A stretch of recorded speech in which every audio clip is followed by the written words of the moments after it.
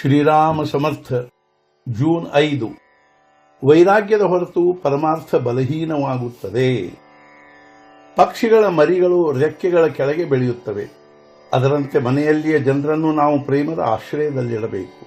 ನಾವು ಅವರ ಮೇಲೆ ಪ್ರೇಮ ಮಾಡುತ್ತೇವೆ ಎಂಬ ಅರಿವು ಯಾರಿಗೆ ಇರುತ್ತದೆಯೋ ಅವರ ದೋಷ ಎತ್ತಿ ಹೇಳುವುದರಿಂದ ಅವರಿಗೆ ಅದು ಬೇಸರವೆನಿಸುವುದಿಲ್ಲ.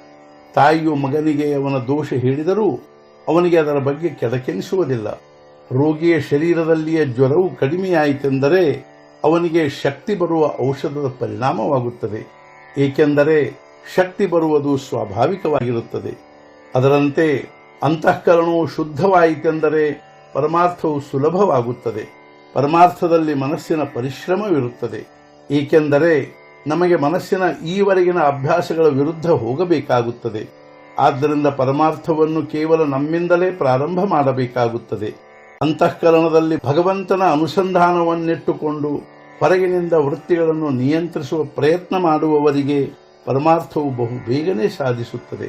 ನಾವು ನಮ್ಮ ಮನಸ್ಸನ್ನು ಭಗವಂತನ ಅನುಸಂಧಾನದಲ್ಲಿ ಅತ್ಯಂತ ಸಾವಧಾನತೆಯಿಂದ ಇಟ್ಟಿರುವಾಗ ಅದರ ಮೇಲೆ ಆಘಾತ ಮಾಡುವುದಕ್ಕಾಗಿ ವಿಷಯಗಳು ಸಿದ್ಧವಾಗಿಯೇ ಇರುತ್ತವೆ. ಮನಸ್ಸು ಸ್ವಲ್ಪ ಆದರೂ ಭಗವಂತನಿಂದ ಬೇರೆಯಾಯಿತೆಂದರೆ ವಿಷಯಗಳು ಅದರ ಮೇಲೆ ತಮ್ಮ ಆಕ್ರಮಣವನ್ನು ಮಾಡಿದವೆಂದೇ ತಿಳಿಯಬೇಕು. ಸಾಧಕನು ಹಗಲಿರುಳು ಕಣ್ಣಲ್ಲಿ ಎಣ್ಣೆ ಹಾಕಿಕೊಂಡು ಎಚ್ಚರವಿರಬೇಕಾಗುತ್ತದೆ. ಆದ್ದರಿಂದ ಪರಮಾರ್ಥವೆಂದರೆ ಅಖಂಡ ಸಾವಧಾನತೆ ಆಗಿರುತ್ತದೆ. ಪ್ರಪಂಚ ಹಾಗೂ ಪರಮಾರ್ಥ ಬೇರೆ ಆಗಿರುವುದಿಲ್ಲ. ಪ್ರಪಂಚವನ್ನು ಅನಾಸಕ್ತಿಯಿಂದ ಹಾಗೂ ಆನಂದದಿಂದ ಮಾಡುವುದೇ ಪರಮಾರ್ಥವಾಗಿರುತ್ತದೆ. ಪರಮಾರ್ಥಕ್ಕೆ ಏನು ಅಡ್ಡ ಬರುತ್ತದೆ? ಧನ, ಪುತ್ರ, ಪತ್ನಿ ಮುಂತಾದವರು ಅಡ್ಡ ಬರುವುದಿಲ್ಲ. ಅವುಗಳ ಮೇಲಿನ ಮಮತ್ವ ಅಡ್ಡ ಬರುತ್ತದೆ.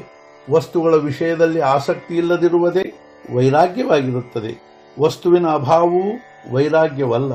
ಹೆಂಡತಿ ಇಲ್ಲದಿರುವವನನ್ನು ವಿರಕ್ತ ಹಾಗೂ ಇದ್ದವನನ್ನು ಆಸಕ್ತ ಎಂದು ಹೇಳಲು ಬರುವುದಿಲ್ಲ. ಹೆಂಡತಿ ಇದ್ದರೂ ವಿಷಯ ಲಂಪಟನಲ್ಲದಿರುವವನೇ ವಿರಕ್ತನು. ಇರುವುದೆಲ್ಲ ಪರಮಾತ್ಮನೇ ಕೊಟ್ಟಿರುತ್ತಾನೆ ಹಾಗೂ ಅದು ಅವನದೇ ಇರುತ್ತದೆಂದು ತಿಳಿದು ಆನಂದದಲ್ಲಿರುವುದೇ ವೈರಾಗ್ಯವಾಗಿರುತ್ತದೆ. ಈ ಭಾವನೆಯಲ್ಲಿದ್ದು ಇಂದ್ರಿಯಗಳ ನಾದಕ್ಕೆ ಬೀಳದಿರುವವನೇ ವಿರಕ್ತನು. ವೈರಾಗ್ಯದ ಹೊರತು ಪರಮಾರ್ಥವೆಲ್ಲ ಬಲಹೀನವಾಗಿರುತ್ತದೆ. ಯಾವುದೇ ವಿಷಯವು ಅಭ್ಯಾಸದಿಂದಲೇ ಸಾಧ್ಯವಾಗುತ್ತದೆ. ಇಂದು ನಿಜವಾದ ಭಕ್ತಿ ಇಲ್ಲವಾದ್ದರಿಂದ ಭಗವಂತನ ಸ್ಮರಣೆಯಾಗುವುದಿಲ್ಲ. ಅಲ್ಲದೆ ಭಗವಂತನ ಸ್ಮರಣೆ ಮಾಡಲು ಅಭ್ಯಾಸ ಮಾಡದ ಹೊರತು ನಿಜವಾದ ಭಕ್ತಿಯು ಬರುವುದಿಲ್ಲ. ಜಾಣ ಮನುಷ್ಯನು ವ್ಯರ್ಥ ವಿಕಲ್ಪ ಮಾಡದೆ ಭಗವಂತನ ಸ್ಮರಣೆ ಮಾಡಲು ಪ್ರಾರಂಭಿಸಬೇಕು. ಯಾವ ಸ್ಥಳದಲ್ಲಿ ನಮ್ಮ ಪರಿಚಯದವರು ಆಪ್ತರಾರೂ ಇರುವುದಿಲ್ಲವೋ ಹಾಗೂ ಎಲ್ಲಿ ನಮಗೆ ಯಾರೂ ಮಾನ ಕೊಡುವುದಿಲ್ಲವೋ ಅಂಥ ಸ್ಥಾನದಲ್ಲಿದ್ದುಕೊಂಡು ಅನುಸಂಧಾನದ ಅಭ್ಯಾಸ ಮಾಡಬೇಕು. ನಮಗೆ ಯಾರೂ ಪರಿಚಯದವರು ಇಲ್ಲದಿರುವ ಸ್ಥಾನವು ಅಭ್ಯಾಸಕ್ಕೆ ಉತ್ತಮವಾಗಿರುತ್ತದೆ. ಇಂದಿನ ಮುಖ್ಯ ವಿಚಾರ, ಹೊರಗಿನಿಂದ ಪ್ರಪಂಚದ ಸಂಗತಿ ಮಾಡಬೇಕು ಹಾಗೂ ಚಿತ್ತದಲ್ಲಿ ರಘುಪತಿಯ ಚಿಂತನೆ ಇರಬೇಕು. ಸದ್ಗುರುನಾಥ ಮಹಾರಾಜ್ ಕಿ ಜೈ. ಜೈ ಜೈ ರಘುವೀರ ಸಮರ್ಥ.